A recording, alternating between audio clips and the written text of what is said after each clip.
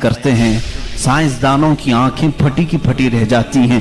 وہ قرآن بیان کر رہا ہے ان فی خلق السماوات والارض لآیات لأولی الالباب، بے شک یہ زمین کی پیدائش میں، آسمانوں کی پیدائش میں بڑی میری نشانیاں ہیں.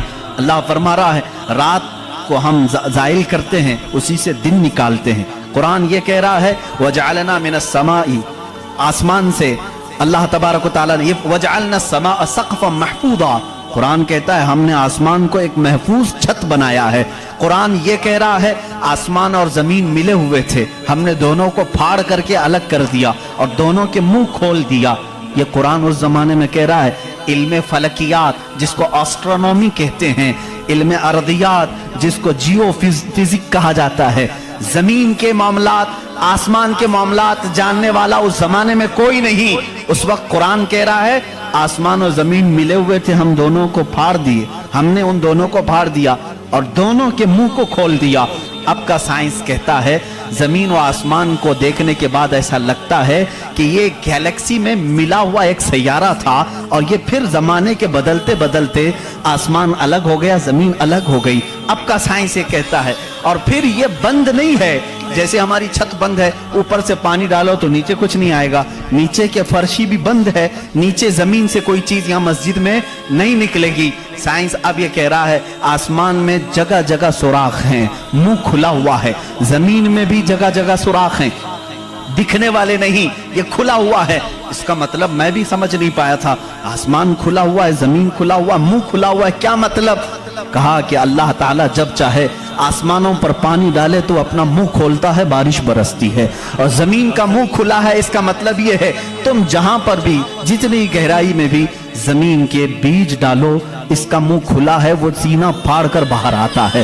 اگر زمین بند ہوتی تو کوئی چیز زمین سے باہر نہیں نکلتی، زمین سے کوئی چیز باہر نکلتی ہے، اس کا مطلب ہے کہ ان کے منہ کھلے ہوئے ہیں.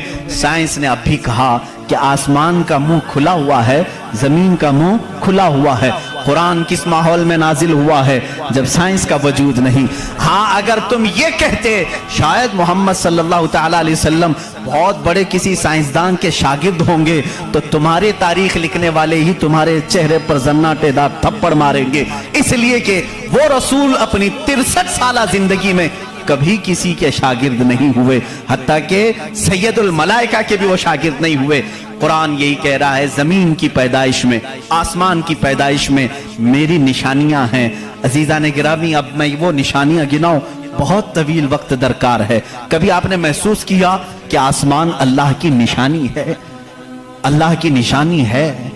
دیکھیں یہاں سب سے بڑی بات قرآن میں کئی جگہوں پر یہ بات آئی ہے افلا تتدبرون، افلا یتدبرون، افلا تعقلون، افلا تتفکرون. اس کا مطلب ہوتا ہے کیوں تم غور و فکر نہیں کرتے، کیوں تم سوچتے نہیں، کیوں تم تحقیق نہیں کرتے، ریسرچ نہیں کرتے. رب تعالیٰ بار بار یہ فرما رہا ہے. یہ کس کے لیے ہے؟ میں ان لوگوں کے لیے کہتا ہوں جو ایک خدا کو چھوڑ کر کروڑوں کے سامنے جھک رہے ہیں. میں ان سے کہتا ہوں تم سوچتے کیوں نہیں؟ کون ہے تمہیں پیدا کیا ہے؟ کون ہے جو تمہیں بنایا ہے؟ قرآن دعوت دے رہا ہے ان کو سوچنے کی. میرا یقین یہ کہتا ہے جو بھی انسان اس کائنات میں ہے اللہ نے اسے اتنی عقل ضرور عطا کی ہے کہ اگر وہ سوچنے پر آ جائے تو اپنے رب تک ضرور پہنچے گا. اگر وہ غور و فکر کرنے پر آ جائے تو جھوٹے خداؤں کو چھوڑ دے گا.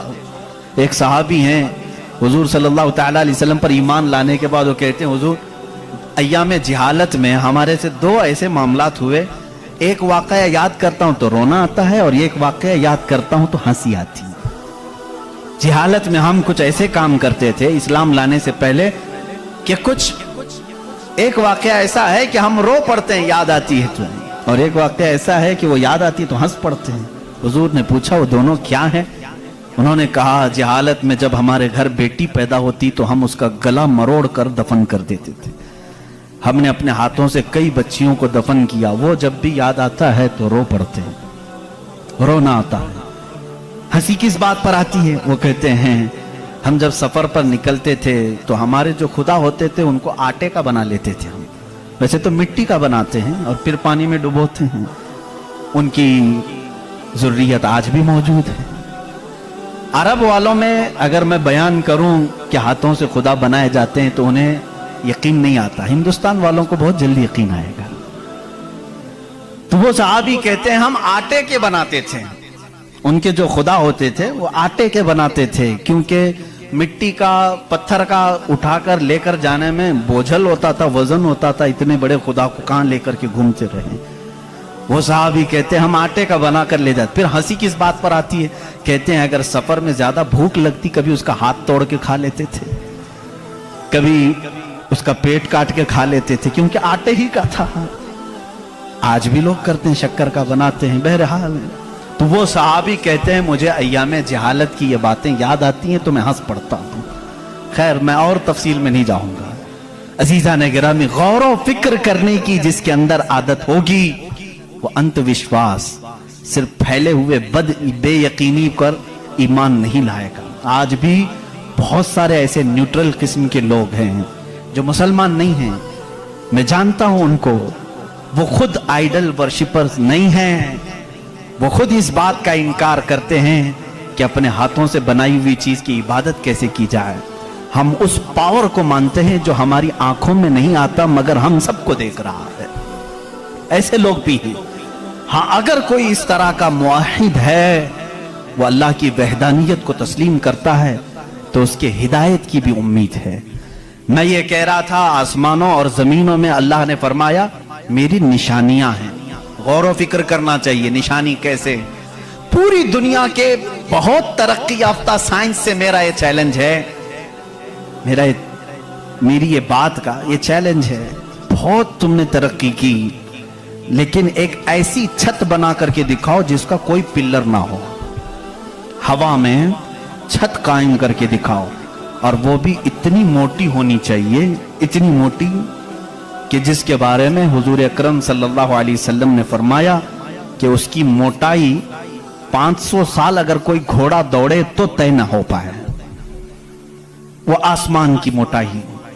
میں اتنی موٹائی کی بات نہیں کرتا ہوں، 1 کلومیٹر چوڑی ہی کوئی بنا کر کے دکھا دیں، سائنس ہمارا بہت ترقی کر چکا ہے، نہیں بنا سکو گی، لیکن کائنات کی اس پوری زمین پر اللہ رب العزت نے ایک چھت ہمارے سروں پر رکھی ہے، اور سب کو معلوم ہے وہ چھت کیسی ہے، بغیر پلر والی ہے۔ کہیں اس کو ستون دیکھا آپ نے؟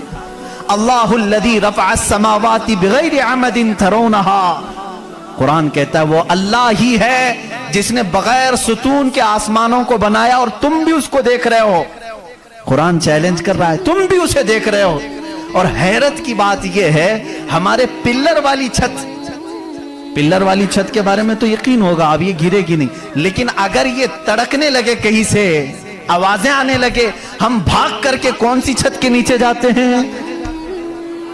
پلر والی چھت سے ہم کو خوف لگتا ہے آج کل گر نہ جائے، اور پناہ لینے کے لیے اس چھت کے نیچے جاتے ہیں جس کا کوئی پلر ہی نہیں۔